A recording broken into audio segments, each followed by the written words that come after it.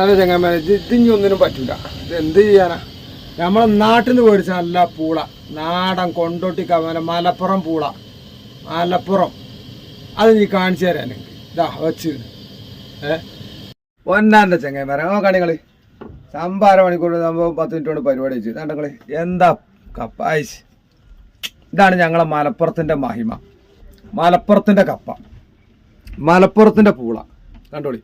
മറ്റേ ചാത്ത് ചീഞ്ഞ് കാരണം പിന്നെ എറണാകുളം ജില്ലയിൽ നിന്ന് മേടിച്ച ചാവാണ് ആ കിടക്കണത് മയ്യത്ത്.